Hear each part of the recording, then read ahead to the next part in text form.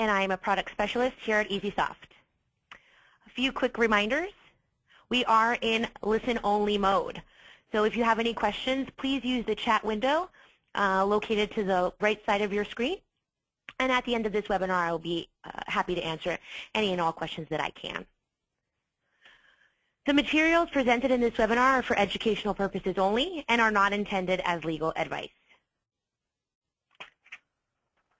So this is our third webinar in this series, and we will be hosting many more webinars over the next few months.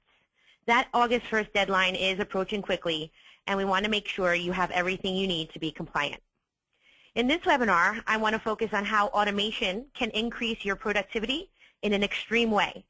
Did you know that proper utilization of tools and systematic workflow can reduce closing time by up to 70%? Now that's a big percentage. And I will try to provide you detailed instruction on how to make the most of your time and money.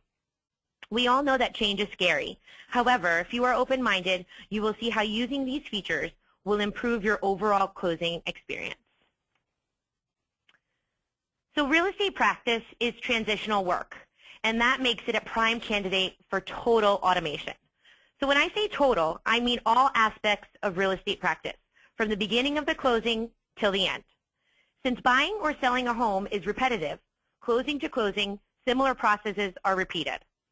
Systematic execution is required to prevent chaos, and I'm very confident that many of our participants here today know the meaning of chaos very well. So I'm going to show you how to utilize the software to your advantage. Banks and underwriters prefer to deal with professionals who are properly trained and understand RESPA TILA-related rule changes. Let's take a moment and forget about how you go about your day-to-day. And instead, let's focus on the process.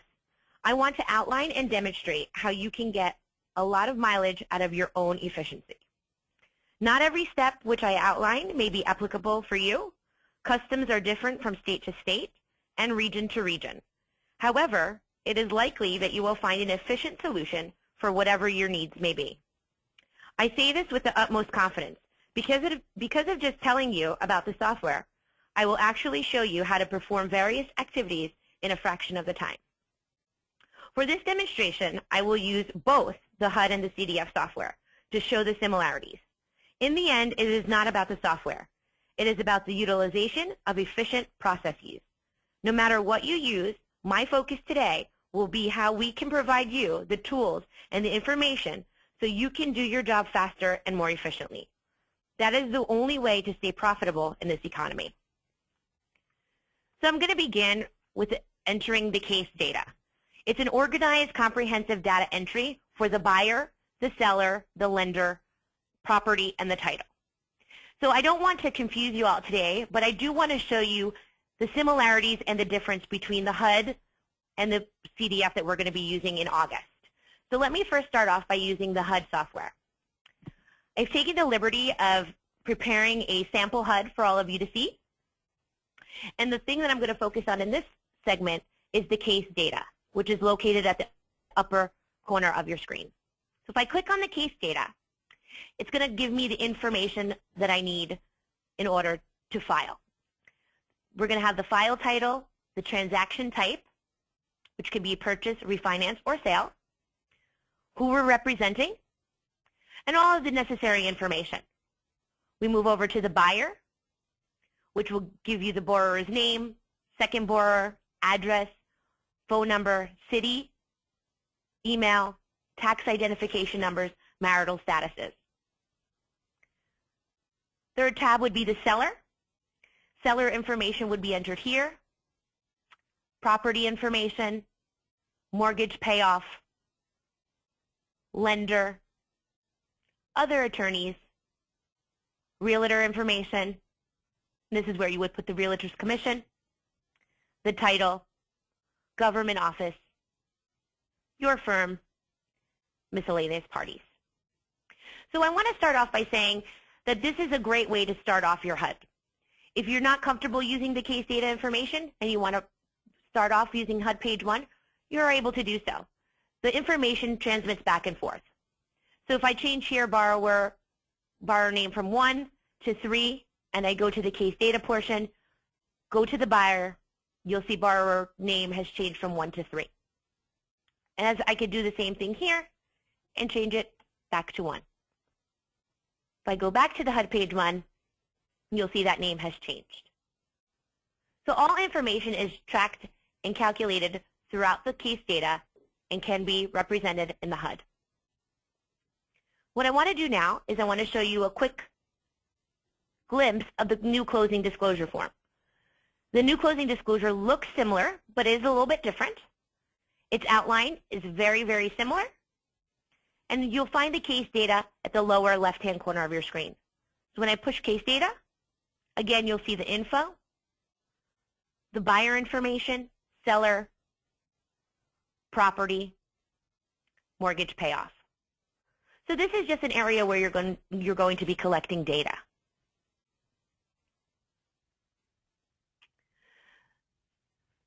The next segment that I want to talk about is the real estate docs, because they work hand in hand with the case data. It's consistent, error-free document automation. Make your own library and share it with your entire work group.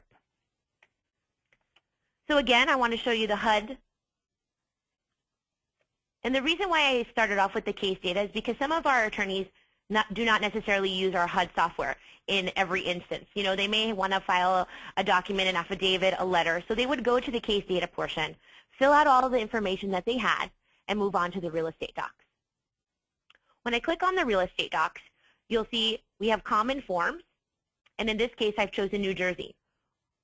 So when we click on the common forms, you'll see agreements, checklists, contracts, invoices, leases, letters, and there's plus signs next to each one, because within each, you're going to find several different documents. And I'd like to show you, if I click on the use and occupancy buyer entries, you'll see a really great form that is being fielded by all the information that we've entered in the case data. So here you'll see the borrower's name, the address, the city.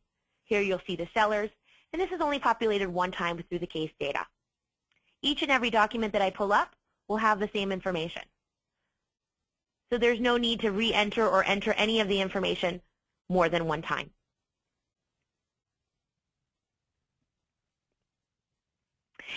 Here, if you make a change, say we wanted to change something on this form, we would hit Save, and that will be prepared underneath the file docs. So once we come back to this specific case and any changes that we've made, we would pull the document from the file docs.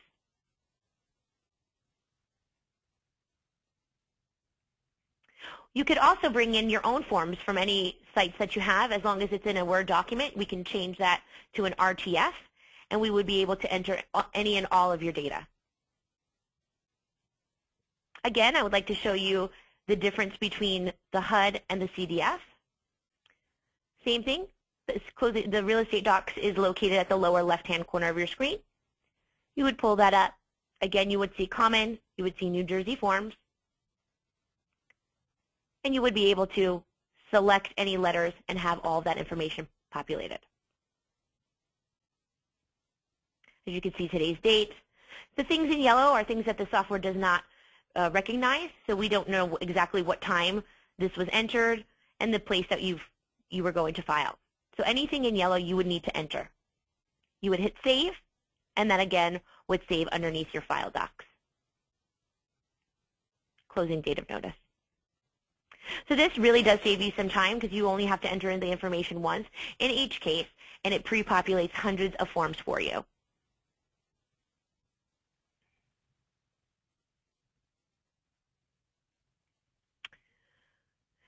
Now we're generating the HUD closing disclosure forms, TILA-RESPA compliant and automated closing disclosure forms. So the reason why I have HUD on here as well is because for the next 4 months you will be using the current HUD, and for the future, for any short-term closings, you would be using the HUD as well. So I wanted to give you a simple and sneak peek of the actual closing disclosure and show you how the HUD forms relate to that. So when we open the HUD, we open it to page 1. And this is where you're going to put all your settlement information. You're going to put in the borrower information, the seller information, lender, property location. The settlement agent pulls up from your default settings, The next part is the J, so where you put in the gross amount due from borrower, which is your contract sales price. Any tax adjustments would be done here, and you would use our tax proration tool that's located under Tools, Tax Proration.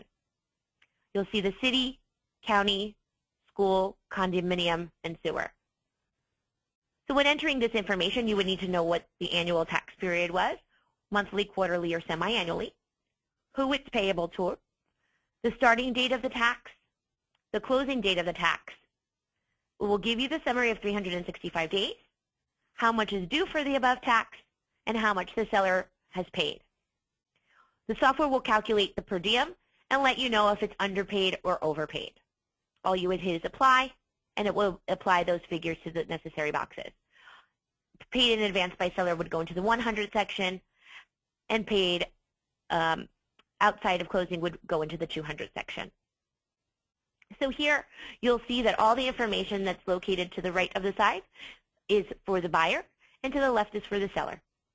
The information is moved over to the seller side automatically, and if these figures need to change, you're more than welcome to do so. Anything in white you would enter, anything blue you can manipulate, and anything in red is calculated on the back end and cannot be manipulated. The figures need to change in these boxes in order to change these. And if you scroll down to the bottom of page 1, you'll see the cash at settlement from borrower and cash at settlement to or from the seller. Lists everything that you need right at the bottom of page 1. We move on to HUD page 2, and it gives you the total real estate broker fees, adjustments made, so the appraisal fees, credit reports, tax services, flood certifications. You also have this More button here, which will create an addendum page if you have any itemized things to add. You can itemize them here, hit OK, and that will create an addendum. The 900 section would be items required by lender to be paid in advance. And here you have interest from and to, the amount of interest included both net, and it gives you the figures here. The 1000 section is the reserves are deposited with lender, the homeowner's insurance, mortgage insurance, property tax, how many months, at what cost, and the figure will be calculated for you. The 1100 section is the title charges for lender services and lender's insurance. And you'll see within this HUD, you'll have inside the box calculations. These figures will calculate and give you the total here. The 1200 section is government recording and transfer charges. You'll have New Jersey residential standard. If you do live in a different state, you can change your states by going here, and that will calculate the tax for that specific jurisdiction.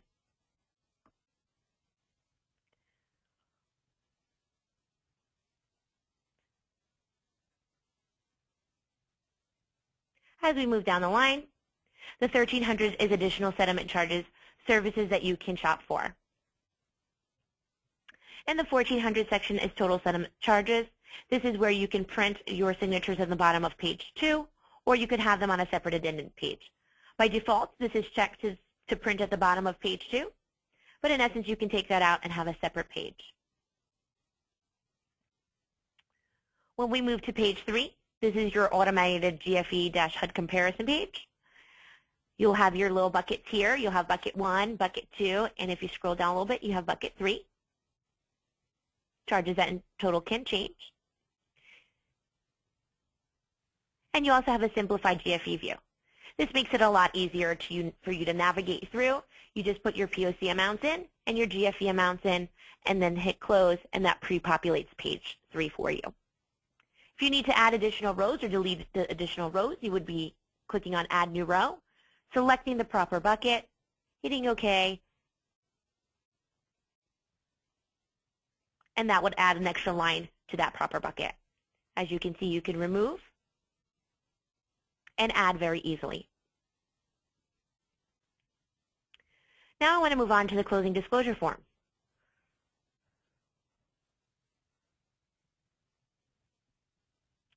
So we're going to open up the closing disclosure to a purchase. And it does look a little bit different because it is not just RESPA required. It is now TILA required as well. So they moved both the RESPA-related requirements and the TILA-related requirements, and they put it into one page, which is a loan estimate page. So here you'll see very similar information. The information that's different is you're going to have the loan term now for how many years and months. The purpose is still the same. You could be purchase, refinance, construction, home equity loan. And you have your product as fixed rate, your loan types, your loan IDs, your miscellaneous numbers. As I move down, there's a great big difference here where it's the loan terms and the loan amounts. So you'll have the loan amount and the interest rate, the monthly principal, and prepayment penalties. If there's a nice space for you to put in your notes. And we also have a new feature which is called projected payments. So projected payments allow you to put in how many years and months. It allows you to up to 4 different scenarios. And you can delete the columns and add them back. And at the bottom of page 1, you'll see cost at closing, cash to close. For page 2, you're going to see loan costs. So you're going to have your origination charges, which is in alphabetical order. So if I put something in with lending, you'll see that that switched to go under the A because it will be all in alphabetical order. These boxes are included in the estimate, the net amount, borrower paid at closing or before, same for the seller, at or before, paid by others. Part B would be services or borrower did not shop for. You can add new rows here as well and delete them just the same as I showed you on page 3.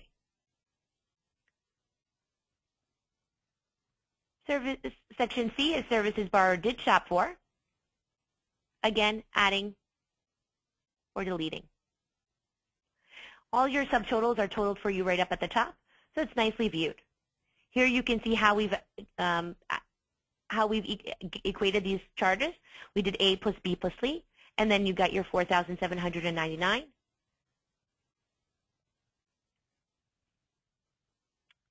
Part E is taxes and other government fees. Again, you'll see borrower paid, seller paid, paid by others. If it is a net amount. Part F is your prepaid, homeowner's insurance, mortgage insurance. G is your initial escrow payment at closings, homeowner's insurance, mortgage insurance as well. H is other, so that would be any of your HOA fees, your home inspection fees, real estate commissions, title insurance optionals. Again, at the bottom, you'll see the total other costs, borrower paid, and you'll see the totals right here. And at the bottom is J, total closing costs, borrower paid. Page 3 now shows you calculating cash to close, and it gives you all the same information that you need. If anything changed from the loan estimate, you would put that here, either yes or no, and then fill in the notes. Here are the summaries of transactions, due from borrower, sale price of property. Here you have adjustments paid for items by seller in advance.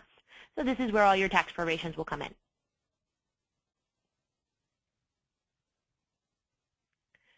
Paid already are on behalf of the borrower. Closing deposit would be where all these figures would go. Page 4 is the additional information about this loan and the loan disclosures. So you have your assumption, your demand feature, your late payments, negative amortization, partial payments. As we move down, you have your security interest, your escrow account, show adjustable payment tables. So that's a little sneak peek at our closing disclosure. We are not yet at completion, but we will be very shortly. The next thing I want to show you is balance closings and print checks. Automatic ledger and computer checks. All lender deductions are accounted for with net flags on the lender worksheet. So I'm going to show you the HUD first, and I'm going to move on to page 1. And then if we scroll down a little bit over here, you'll see these net flags. So what the net means are items that are deducted from the gross amount of the mortgage. And so those won't necessarily be shown on the ledger. So when I click on the ledger portion, you'll see all of my deposits and all of my transactions. But anything that was netted, which the items that are deducted from the gross amount, are not shown here. So what I would need to do to show those would be to go to Tools and go to my lender worksheet. And this will show me all of those deductions neatly printed for you here. And you have the borrower, seller, property address, and all of these amounts. So when I move on to the ledger, it shows me all my deposits, my checks to be printed, and all the loan proceeds. We can always add another transaction if need be. You could check the type, deposit or wire, if it's a check, and if it needs to be printed. We put the amount in, and the pay to, and the address. If something needs to be edited, we want to change this, and we don't want it to say blank line. We hit Save and Close, easily edited. If we need to remove an item, let's remove the seller paid credit. It removes the item. But if you want to take a look up here in the upper right-hand corner, you'll see that there is a difference. There's 5 deposits and 28 payments, and there's a difference of $17.10.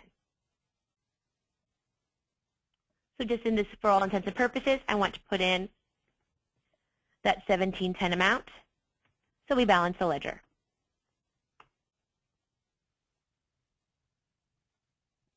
And as you can see, the difference went to 0, and everything is balanced. We do also have the feature where you can combine and split checks. So if I wanted to split this check for $15,125, I'd be able to split the check.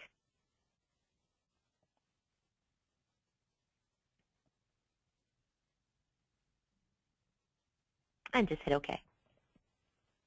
Combining checks, you don't want to be writing out several different checks to the same place. What we would need to do is we would just select the 2 checks, and then we would hit Combine. We can combine this in, as you can see, a beautiful amount. We can just say bank line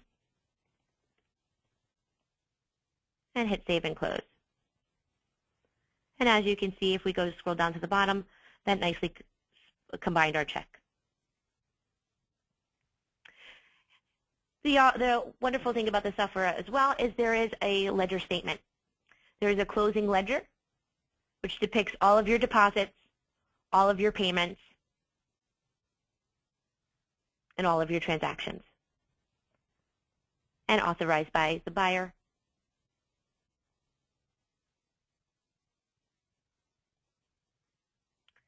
We also have the feature where you can print your checks. So what we would do is we would select the check to be printed. We would print the check, put the starting check number in, select what type of check. We have 2 checks that you can choose from, check, check, check, or check, stub, stub, and print.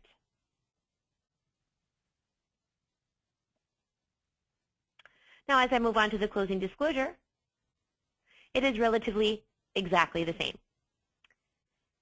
If I go to the ledger portion of the closing disclosure, as you can see, you re-import the ledger, you add transactions, edit the software, remove, combine, split, and print.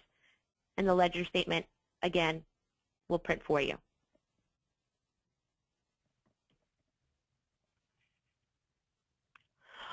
Along with our ledger and all the other great features that we have, you can also file your 1099-S electronically.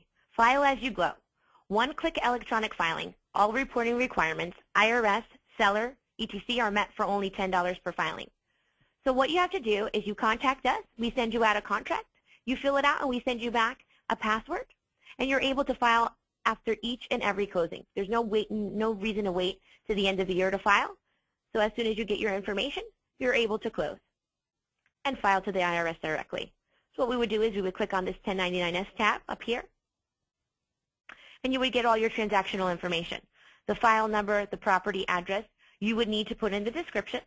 The gross proceed would be here. The only things that you would need to enter would be the seller name, the seller's tax ID. If there is another seller, the seller's forwarding address. You'll see the seller's gross allocation is $500,000. We can split that if we have more than one seller by just adding a new seller, putting in that information for them as well, and then submitting. For all intents and purposes in this display, I'm just going to show you one seller. By hitting submit, it will tell you you're saving the data before submitting. You hit yes, and here you're going to be asked for a password.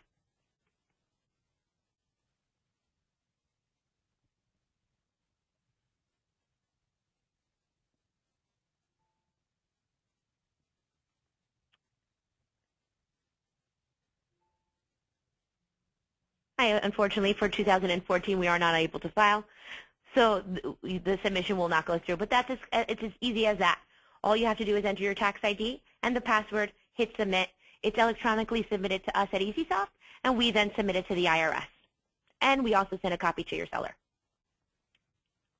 Within the closing disclosure, the 1099-S tab is located to the left-hand corner. And again, virtually the same experience. Filling out all the information, submitting the 1099, and submitting it electronically.